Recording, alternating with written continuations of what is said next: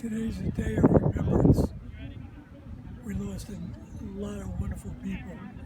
First responders, firemen, policemen, citizens of our country.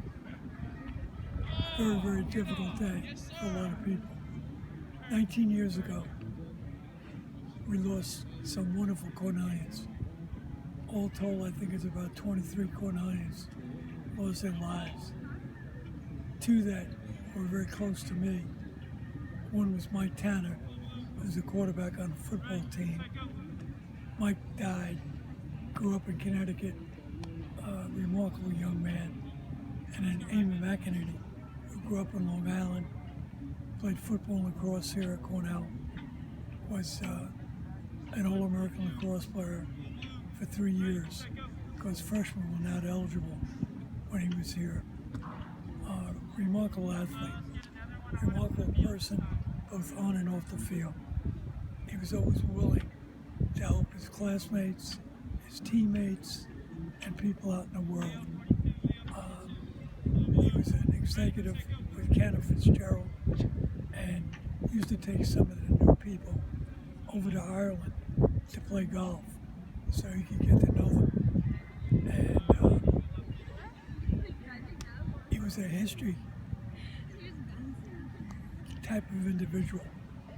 Irish history, United States history, and things dealing with our wonderful country.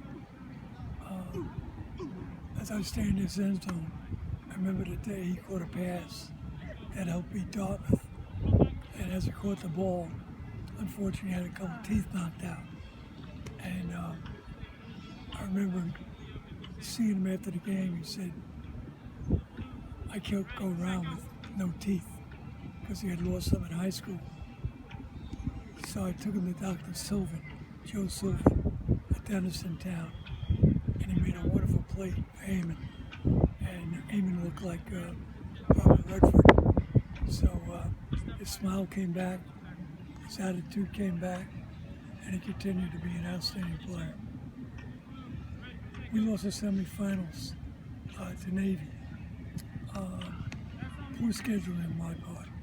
We should have played the game at 4 o'clock in the afternoon because our players had exams that morning.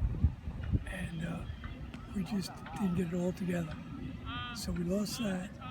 Coming off the field, Lehman came up to me, put his arm around me. He said, "Coach, while I'm here, we're never going to lose another game." And that resonated with me. 3 years later, we won 42 straight games and 2 national championships with Eamon. So he was a believer, probably the most fierce competitor I've ever worked with. This booklet is put together for the Cornell players to read. It's a chapter out of my book. It's great to be here. It's chapter 9, and it's about 14 pages about him and his accomplishments and some of the hardships that he had. And I think it's a great example for our players to be able to read this. 19 years ago, none of our freshmen that are here now were born. So I think this is going to give them an opportunity to see what a young man who wore the same colors that they're going to be wearing, played on the same field that they're going to be on, went to the same classrooms that they're going to go to, and had the great love for Cornell. His teammates call me every 9/11, and it's really difficult because we have such great memories. And to lose somebody like Eamon was extremely tragic. His wife Bonnie is remarkable. His 4 children, very special people. So God bless him, God bless his family, God bless Cornell.